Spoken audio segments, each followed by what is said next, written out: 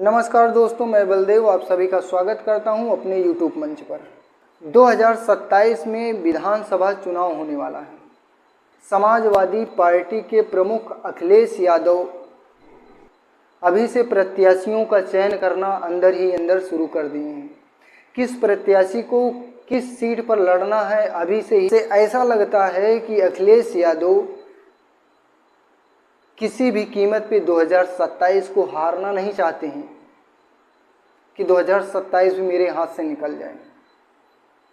चुनाव आयोग की कितनी बड़ी भीतरघात होने के बाद, अधिकारियों के छल के बाद 2024 में 37 सीट जीत के आई इस समाजवादी पार्टी। क्या इससे आपको नहीं लगता है कि समाजवादी पार्टी की तरफ उत्तर प्रदेश की जनता का किस तरीके से रुख बदल रहा है, किस तरीके से रुख मुड़ रहा है कि समाजवादी पार्टी की तरफ वोट परसेंटेज बढ़ रहा है। इसी को देखते हुए अब ऐसा तो है नहीं कि विपक्ष पक्ष वाले यानी कि जिनकी सरकार है बीजेपी वाले शांत तो बैठेंगे नहीं। उनको ये पहले से अंदाज़ा लग चुका है कि 2024 के लोकसभा चुनाव में ये नतीजा आया है तो 2027 में उत्तर प्रदेश बीजेपी के हाथ से निकल जाएगी। इसलिए बेहतर प्रदर्शन कैसे करें, कैसे चुनाव आयोग का उपयोग करें, कैसे अधिकारियों का एक उपयोग करें, यूज करें ताकि वो हमारी हर सीट को निकाल सके, किस तरीके से माहौल बनाया जाए। तो अखिलेश यादव उत्तर प्रदेश में उनका जनाधार, उनकी पार्टी की जो मजबूती है, जो ताकत है, वो 2024 में दिख गई। इसी को देखते हुए अखिलेश यादव ने 2027 के चुनाव में कौन कौन प्रत्याशी के क्षेत्र से उतरेगा ये निर्णय ले चुके हैं। उसी सीटों में से एक सीट है अयोध्या विधानसभा सीट। अयोध्या लोकसभा सीट से अभी अभी जो जीतकर सांसद बने हैं अवधेश प्रसाद, और अवधेश प्रसाद ने अयोध्या सीट ही नहीं जीती बल्कि पूरे उत्तर प्रदेश, पूरे भारत का दिल जीत लिया। क्योंकि अयोध्या रामलला की जन्मभूमि से उन्होंने जीता है।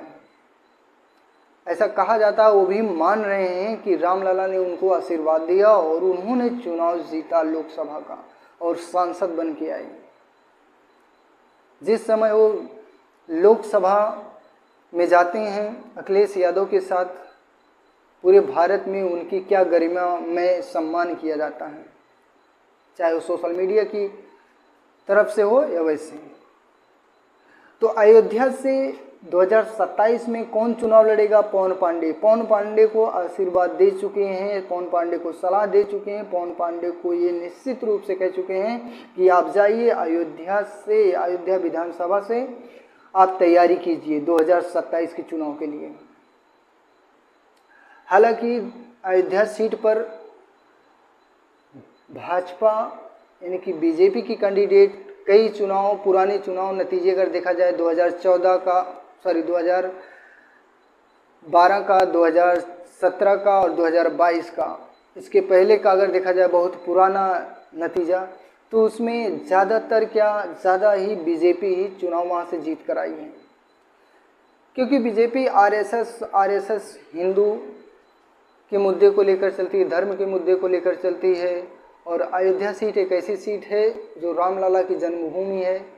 वहाँ से हिंदू, अब चाहे वो पिछड़े वर्ग के हों, दलित हों, सब लोग अपने आप को हिंदू मानते हैं।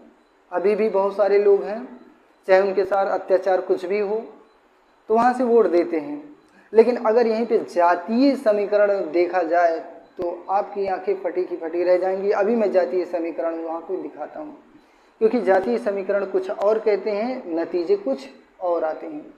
लेकिन इस बार 2027 के चुनाव के लिए दो साल पहले अखिलेश यादव ने पवन पांडे को हिदायत दी है कि जाइए आप क्षेत्र में काम कीजिए, लोगों से मिलिए, मेहनत कीजिए।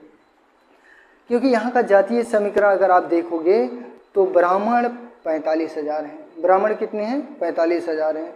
मुसलमान 50,000 हैं, जो कि सपा के कोर वोटर माने जाते हैं। और बैस से यानी कि बनिया 42,000 हैं, ये बीजेपी की वोटर माने जाते हैं, कोर वोटर ज़्यादातर। चौहान 33,000 हैं, निषाद 28,000 हैं, ठाकुर यहाँ पे 22,000 हैं, कुर्मी वोटर जो हैं 20,000 कुर्मी वोटर हैं।